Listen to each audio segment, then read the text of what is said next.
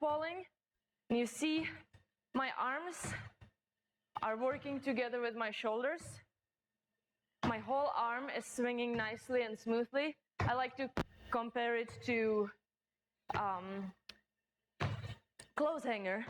Like your shoulders and your head are a clothes hanger, and then your arms are swinging on a clothes hanger, just like two shawls in the wind. A lot of times, the biggest mistake is that people go too narrow. When I started to ski, we did learn to ski very narrow, so it looked something like this. We were using only our triceps. As you can see, like this, it's much harder for my arms. I'm having a harder time to breathe because I'm not being very efficient. So keep it a little bit wider so you can also use all your back muscles, especially your latissimus dorsi that lives right here. So a little bit wider than your shoulder width. All right, so the next problem I see a lot people do, they go forward, but they don't come through with their poles. So that means that maybe they're not strong enough, maybe that angle in their elbow is just too wide for them. So that would look something like this. As you can see, if you do it this way, you're putting a lot of pressure on your elbows, and you're not transferring the weight correctly into the poles, your body weight into the poles. So it's really hard to ski like this in the long run. You can do it for 2 to 5 minutes, you know, but we never want to get our body under the handles on the poles. So nice and down. This is correct again. We always want our upper body to arch over the handles of our poles. And then one more thing that I see very often is what we call A-framing. And that is when you put your arms again too narrow, but then you plant your poles really wide, and then you ski like this. So your poles will be slipping, you're not going to have enough power, and you're applying power to the sides rather than to back, so it's not going to bring you that much forward. You can see my pole, my right pole is slipping. It's not holding correctly. So again, nice and straight.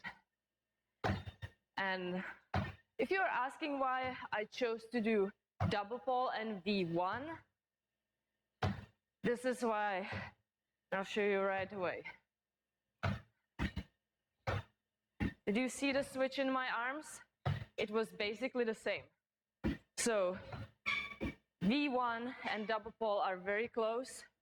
The only difference in your arm motion is that your body is tilting sideways, so your arms tilt sideways again. So I'm going to transition back to double pole. Watch the change. So here my body is nice and straight. Here my body is tilting. So the poles have to tilt, but they work just the same. I like to call it a mirror picture of each other. A lot of people with V1, you know, the old technique was called paddling, where you really pull that one arm high and the other arm comes under an angle in front of your body. But this way you can't transfer that much power, and you're not really able to use your core that well. So again, keep it nice and straight. Your poles should be planted almost perpendicular to the ground. More advanced here you are, more perpendicular to the ground you can go. And if I switch to the other side, the same thing. Very often, if you have really bad habits in your V1, you're going to be doing much better on your offside. So that's a good way to practice your better technique, because on your offside you don't have those bad habits that deep in your muscle memory, so it's easier to change. Don't forget about your lower arm. In this case, that would be my left arm. Don't forget about all the force that arm can apply. Again, this is a good technique. We don't want to do this. A lot of people put that arm under too much of an angle and then cross it over the body. You can see right now, that's what I would call cooking. When your arm is moving like you're steering a big pot. A lot of people do it with their both arms, which really adds a lot of workout to it. I mean, don't do it even for your workout, because then it's gonna get in your muscle memory and you're gonna look like a cook on trails instead of a skier. So nice and straight.